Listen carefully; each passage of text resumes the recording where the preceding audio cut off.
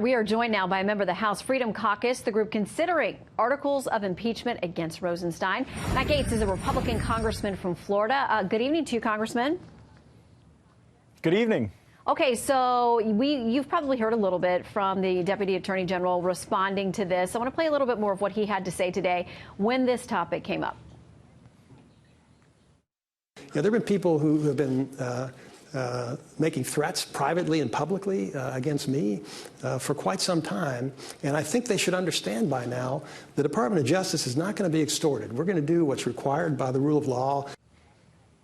What do you make of that? He says you're not going to be, or people who are making threats about his position are not going to be extorting the DOJ.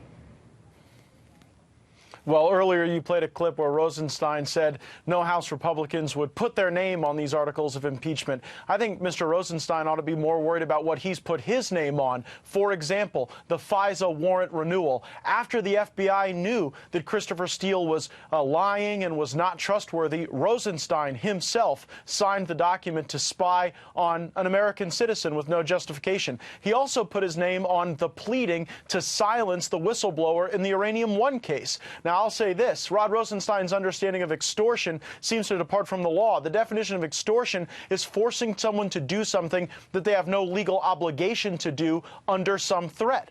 Rod Rosenstein has an obligation to follow the law. That's all we want him to do. And what's most telling about his viewpoint are his most recent comments to the New York Times, where he said he doesn't believe that the Congress has a constitutional authority to conduct oversight. I think that means he's not reading Article 1 correctly, particularly our power to appropriate funds, and then, of course, ensure that those funds are used in accordance with the law. Here, the FBI and Department of Justice departed from the law. They did so because they were out to get Donald Trump, and now they want to evade oversight, and it's something we're not going to let them do. Well, let's talk about Chairman Goodlatte and Gowdy have reached a deal with the DOJ to get production of documents they've been after for a long, long time. It sounds like there's progress on some of these fronts as far as cooperation with the DOJ. Why is that not enough for you?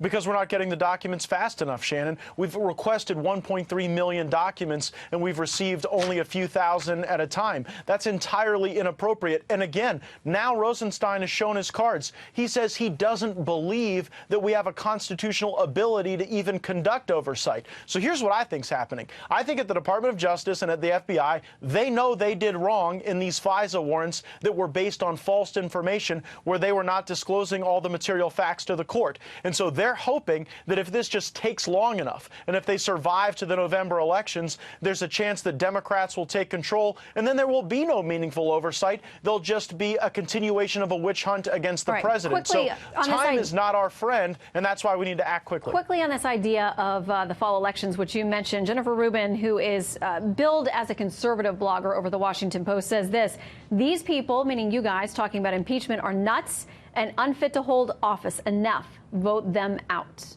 How does this factor into the fall?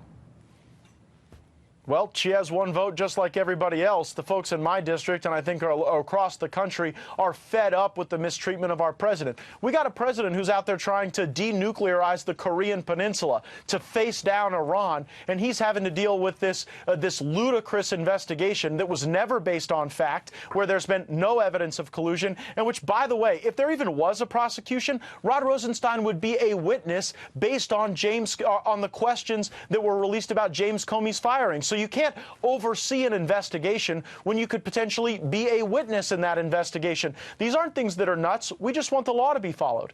All right, well, keep us up to date if there's any progress on these articles. We know that we'll be watching, as well as the Deputy Attorney General. Congressman Gaetz, thank you.